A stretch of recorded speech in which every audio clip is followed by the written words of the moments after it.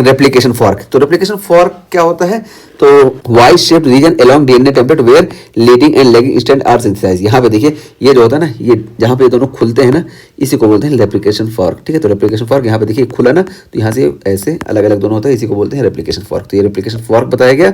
और उसके बाद फिर देखिए यहाँ पे हेलिकेज। अच्छा, हेलिकेज से पहले हम यहाँ पे बताएं सिंगल स्टैंडर्ड बाइंडिंग प्रोटीन। तो single standard binding protein 2 number पे बता रहे इसलिए क्योंकि 2 नंबर पे इसका आता है। सबसे पहले ओरिजिन ऑफ रेप्लिकेशन होती है, उसके बाद सिंगल स्टैंडर्ड बाइंडिंग प्रोटीन होती है। देखिए यहाँ पे दिखा गया है ना कि ये सिंगल स्टैंडर्ड बाइंडिंग प्रोटीन होती है और ये करती क्या है कि प्रिवेंट स्टैंडर्ड फ्रॉम री annealing and degradation bye nucleus. तो ये जो स्टैंड करे अभी खुला है ना इस हेलिकेज के जरिए, इस हेलिकेज को री एनिलिंग होने से रोकती है। ठीक है, तो री एनिलिंग यानी दोबारा ये कॉइल ना हो, इससे रोकती है। और न्यूक्लियस से ये डिस्ट्रॉय हो जाए, इसको भी ये सिंगल स्टैंडर्ड बाइंडिंग प्रोटीन रोकती है। तो ये सिंगल स्टैंडर्ड बाइंडिंग प्रोटीन का काम हो गया। उसके बाद फिर देखिए हम बता कि हेलिकेज। हेलिकेज क्या करता है, unwind DNA template at replication fork. तो रेप्लिकेशन फॉर्क पे यहाँ पे देखिए हेलिकेज जो होता है इसको खोलता है। ठीक है, तो रेप्लिकेशन फॉर्क पे इसको खोलता है। तो इसको आप 2 मान सकते हैं, इसको 3 भी मान सकते हैं। ठीक है, ऐसा कुछ नहीं है। तो सेकंड नंबर पे ये काम करता है, थर्ड नंबर पे ये काम करता है, ऐसा भी हो सकता है। ठीक है, तो ये हो गया। और यहाँ पे देखिए इसको हम याद कैसे रखेंगे, हेलिकेज हाल्स डीएनए। हेलिकेज जो होता है, जो डीएनए डबल स्टैंडर्ड होता है, इसको खोल देता है। तो हेलिकेज हाल्स डीएनए, डीएनए को हाफ कर देता है। और इसी हेलिकेज में डिफेक्ट की वजह से हमको ब्लूम सिंड्रोम देखने को मिलता है। ठीक है, तो ब्लूम सिंड्रोम में क्या होता है, BLM जीन म्यूटेट हो जाता है, जिसकी वजह से हेलिकेज प्रॉपर काम नहीं कर पाता है और डीएनए का रेप्लिकेशन नहीं हो पाता है। ठीक, तो ये हेलिकेज हो गया। अब उसके बाद फिर हम बात करते हैं प्राइमेज की। तो देखिए प्राइमेज हम बता क्या है कि यहीं से ये सेल्फ की तरह काम करता है, यानी स्टार्टर यानी किक की तरह काम करता है। यहीं से रेप्लिकेशन स्टार्ट होता है, चाहे हम लीडिंग स्ट्रैंड की बात करें या हम लैगिंग स्ट्रैंड की बात करें। तो यहीं से जो होता है डीएनए पॉलीमरेज काम करता है। पहले ये बाइंड करेगा, उसके बाद डीएनए पॉलीमरेज अपना काम शुरू कर पाता है। ठीक है, तो यही देखिए बताया गया प्राइमेज क्या होता है, makes RNA primer for DNA polymerase. ठीक है, तो आरएनए प्राइमर का एक फॉर्मेशन करता है ताकि डीएनए पॉलीमरेज 3 जो है ये अपना रेप्लिकेशन वाला काम स्टार्ट कर सके। ठीक है, तो ये प्राइमेज का काम होता है और बाद में प्राइमेज ये रिमूव हो जाता है डीएनए पॉलीमरेज 1 से। तो अभी हम बताते हैं कैसे। ठीक है, तो ये हो गया प्राइमेज। और फिर प्राइमेज के बाद देखिए डीएनए पॉलीमरेज आता है। ठीक है, डीएनए पॉलीमरेज हम बताए ना कि पहले प्राइमेज आएगा, उसके बाद डीएनए पॉलीमरेज 3 आएगा। और ये क्या होता है, प्रोकैरियोट्स ओनली। तो ये सिर्फ प्रोकैरियोट्स में होता है। और ये क्या करता है, इलोंगेट लीडिंग स्ट्रैंड।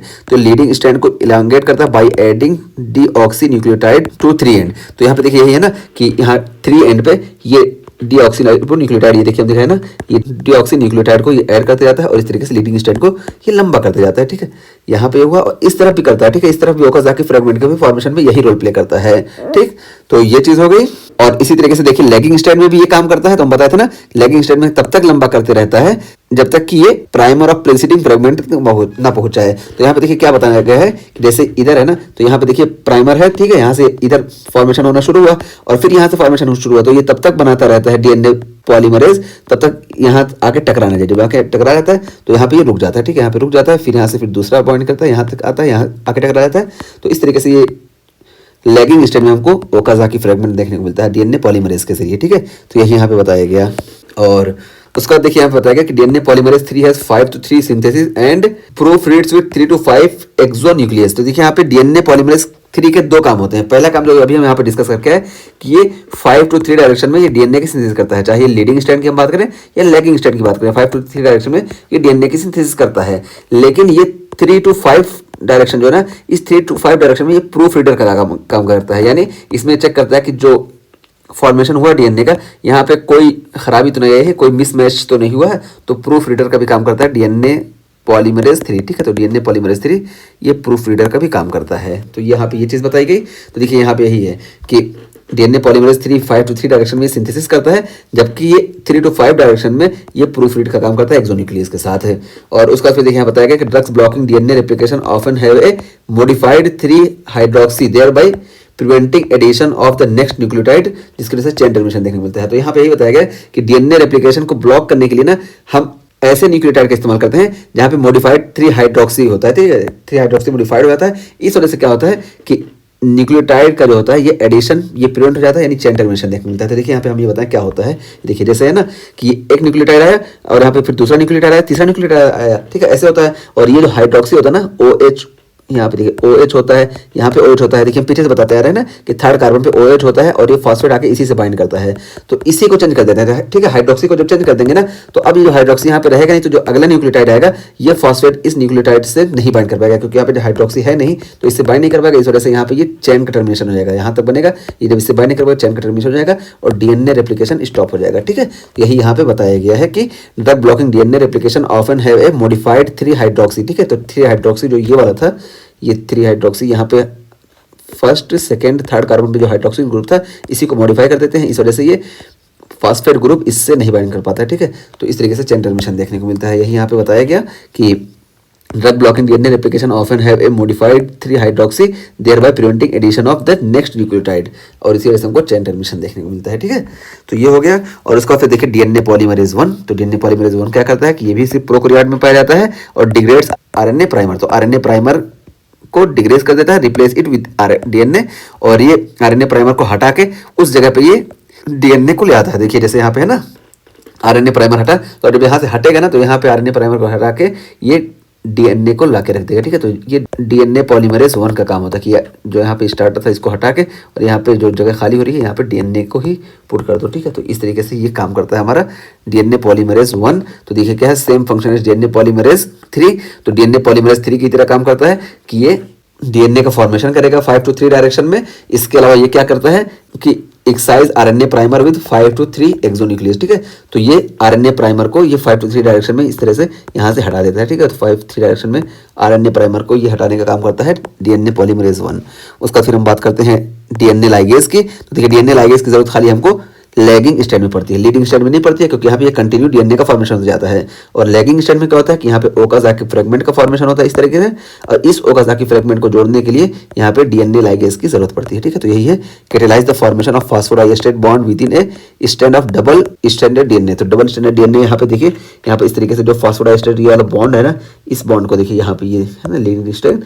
तो यहाँ पे मान लो देखिए ऐसे ऐसे ना, हम दिखाएं आपको, ऐसे देखिए ये है और ये है, ठीक है। यहाँ पे देखिए मान लो ये एक ओकाजाकी फ्रेगमेंट है, ये दूसरा ओकाजाकी फ्रेगमेंट है, ये तीसरा ओकाजाकी फ्रेगमेंट है और ये चौथा ओकाजाकी फ्रेगमेंट है। तो इसके बीच में जो है ये फॉस्फोडाइएस्टेज बॉन्ड का फॉर्मेशन करता है और इसको ऐसे ऐसे जोड़ देते हैं, ठीक है। देखिए ऐसे ऐसे जोड़ देता है, फॉस्फोडाइएस्टेज बॉन्ड को बना के यहाँ पे जोड़ देता है, तो ये होता है डीएनए लाइगेज, ठीक है। तो ये डीएनए लाइगेज हो गया, ठीक है। तो देखिए यहाँ पे यही बताया गया कि डीएनए लाइगेज क्या करता है, ज्वाइंस ओकाजाकी फ्रेगमेंट, तो ओकाजाकी फ्रेगमेंट को ज्वाइन करता है, और लाइगेज लिंक डीएनए, तो लिंक्स इससे याद रखेंगे LL कि डीएनए लाइगेज जो है ये डीएनए को जोड़ता है।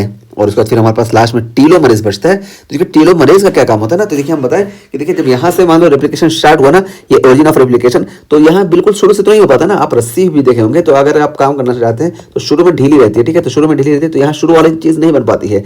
तो अगर हम टीलोमरेज को छोड़ दें तो जब रेप्लिकेशन स्टार्ट होता है ना, तो भले ही सेमी कंजर्वेटिव होता है, यानी आधा जो होता है पुराना वाला होता है, आधा नया वाला है, लेकिन शुरू के कुछ हिस्से ना ये रेप्लिकेट नहीं हो पाते हैं, ठीक है। जब शुरू के कुछ हिस्से रेप्लिकेट नहीं हो पाते हैं तो यहाँ से डीएनए यानी कंसीडर हो गया, वाला हिस्सा खराब हो गया, ठीक है। ये वाला हिस्सा खराब हो गया, यहाँ से हुआ, और अगली बार जब रेप्लिकेट होगा तो फिर थोड़ा सा हिस्सा खराब होगा और आगे से रेप्लिकेशन शुरू होगी। तो ऐसे ऐसे करके ना धीरे धीरे डीएनए की साइज छोटी होती रहती है, ठीक है। ये होता है। लेकिन टीलोमरेज क्या करता है ना कि जहाँ से रेप्लिकेशन मान लो यहाँ से ओरिजिन ऑफ रेप्लिकेशन है, लेकिन यहाँ से स्टार्ट नहीं हुआ, ये इतना फालतू गया है, यहाँ से रेप्लिकेशन स्टार्ट हुआ, तो ये जो शुरू वाला हिस्सा ना जो फालतू गया था, आके टीलोमरेज इसी को बाइंड कर लेता है और इसको डीएनए की जो साइज छोटी होने वाली थी ना, हम बताएं अभी कि छोटी रहती है, इसको छोटी नहीं होने देता है। इसको जब छोटी नहीं होने देता है तो डीएनए की साइज अपनी बनी रहती है और ये सेल जो होता है, सेल की जो सलाहियत होती है वो कम नहीं होती है, यानी ये हिस्सा अगर गायब होता है तो सेल की जो अपनी कैपेसिटी थी धीरे धीरे कम होती रहती है। तो ये कैपेसिटी को खत्म नहीं होने देता है ये टीलोमरेज। तो टीलोमरेज का ये काम होता है, ठीक है। तो देखिए क्या होता है कि टीलोमरेज सिर्फ यूकैरियोट्स में पाया जाता है और ये क्या कहता है ए रिवर्स ट्रांसक्रिप्टेज। तो ये एक रिवर्स ट्रांसक्रिप्टेज होता है और ये देखिए रिवर्स ट्रांसक्रिप्टेज का मतलब क्या होता है कि ये आरएनए से होता है डीएनए का फॉर्मेशन करता है। तो आरएनए डिपेंडेंट डीएनए पॉलीमरेज, यानी आरएनए से ये डीएनए का फॉर्मेशन करता है। और ये जो डीएनए बना ना, इस डीएनए को ये 3 एंड ऑफ क्रोमोसोम पे ऐड कर देता है ताकि जो होता है लॉस ऑफ जेनेटिक मटेरियल ये ना हो पाए, ठीक है। तो जितने भी डुप्लीकेशन में हमको लॉस ऑफ जेनेटिक मटेरियल देखने को मिलते हैं, इसको खत्म करने के लिए ये टेलोमरेज काम करता है और टेलोमरेज ये TTAGGG का फॉर्मेशन करता है, ठीक है। तो TTAGG का यहाँ पे लाके जोड़ देता है, और इसका जोड़ने का मेन मकसद क्या होता है कि यहाँ पे जो डुप्लीकेशन के वक्त में लॉस ऑफ जेनेटिक मटेरियल होना था ये ना हो पाया, तो ये टीलोमरेज का काम होता है। तो इसका फायदा क्या होता है, तो देखिए क्या होता है, up regulated in progenitor sales, तो प्रोजेनिटर सेल में ज्यादा देखने को मिलता है ताकि उनकी सलाहियत खत्म ना हो। इसी तरीके से ऑफन इन कैंसर, तो कैंसर में भी देखने को मिलता है, क्योंकि अगर सेल छोटा होता जाएगा ना, जितना रेप्लिकेशन होगा तो धीरे धीरे कैंसर कम हो जाएगा, लेकिन कैंसर में टीलोमरेज बहुत ज्यादा काम करता है, इस वजह से कैंसर जो होता है कम नहीं होता है, ठीक है। तो ये इस तरह होता है। और डाउन रेगुलेटेड इन एजिंग, और ये जो होता है एजिंग में डाउन रेगुलेटेड होता है टीलोमरेज, तो टीलोमरेज एजिंग में डाउन रेगुलेटेड होता है, इस तरह से धीरे धीरे आदमी की सलाहियत कम होती रहती है, ठीक है। तो क्योंकि उसका जेनेटिक मटेरियल लॉस होता रहता है, ठीक है, अगली बार इतना रेप्लिकेट हुआ, अगली बार इतना रेप्लिकेट होगा, धीरे धीरे से कम होता रहता है। तो एजिंग में, इसी तरीके से प्रोजेरिया में ये डाउन रेगुलेट हो जाता है टीलोमरेज, इस वजह से धीरे धीरे सलाहियत खत्म होती है। और जबकि अप रेगुलेट की हम बात करें तो ये प्रोजेनिटर सेल में और इस तरीके कैंसर सेल में ये टीलोमरेज जो होता है ये ज़्यादा काम करता है, इस वजह से यहाँ से जो जेनेटिक मटेरियल लॉस होने वाला है हर रेप्लिकेशन में, ये लॉस नहीं होता है। तो इस तरीके से हम पूरा ये जो है DNA रेप्लिकेशन पूरा हम टॉपिक क्लियर कर दिए, पूरा हम सारे एंजाइम को अलग से बता दिए, ठीक है, कैसे कैसे होता है। अब यहाँ पे हम पूरा एकदम कॉन्सेप्ट क्लियर करके आपका चल रहे हैं, ठीक है। तो यहाँ पे हम पूरा